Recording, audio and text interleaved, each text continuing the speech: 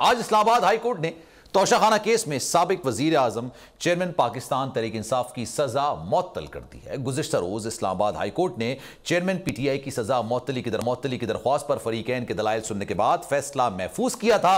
अब chairman PTI की सजा मुअत्तली का हरगिज मतलब सजा की माफी नहीं, और जब तक ये सजा कायम है पाकिस्तान तहरीक इंसाफ के चेयरमैन नाअहल ही रहेंगे, क्योंकि यह सजा की मुअत्तली है, ना कि सजा का खत्म होना।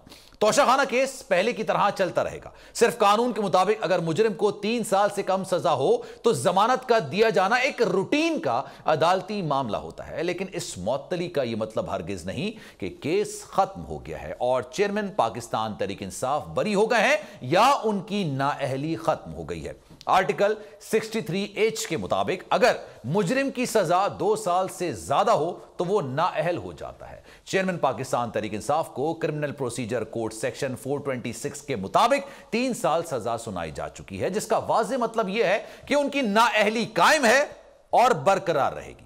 अब यहां यह समझना बड़ा जरूरी है कि सजा की मुअत्तली का मकसद सजा की माफी नहीं है। कानून के मुताबिक जब तक सजा रहेगी पाकिस्तान तहरीक इंसाफ के चेयरमैन नाअहल रहेंगे, और सजा मुअत्तली का मकसद यह हरगिज नहीं कि वो मेरिट पर रिलीज हुए हैं, बल्कि सेक्शन 426 के मुताबिक यह मुअत्तली सिर्फ उस वक्त तक है जब तक उसकी मेन अपील कोर्ट में पेंडिंग है। यानी मुअत्तली एक जमानत है, सजा की माफी नहीं है। इसी तरह जनाब इलेक्शन कमीशन ऑफ पाकिस्तान ने एडिशनल सेशन जज के फैसले की रोशनी में पहले ही पाकिस्तान तहरीक इंसाफ के चेयरमैन की नाअहली आर्टिकल 63H के तहत 5 साल के लिए कर दी है, जो अपनी जगह बरकरार रहेगी और यह भी है। यहां याद दहानी करे जानना जरूरी है कि चेयरमैन पाकिस्तान तहरीक इंसाफ आइन की 2 शिकों के मुताबिक इलेक्शन कमीशन के ऑर्डर के मुताबिक नाअहल हो चुके हैं। एक शिक आर्टिकल 62P के तहत है, जो उसकी सीट की बाकी मानदा मुद्दत पर लागू होता है, और दूसरा आर्टिकल 63H के तहत है, जो सेशन जज इस्लामाबाद के हुक्म के मुताबिक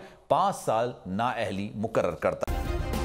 सब्सक्राइब करें और बेल दबाएं ताकि कोई खबर रह न जाए।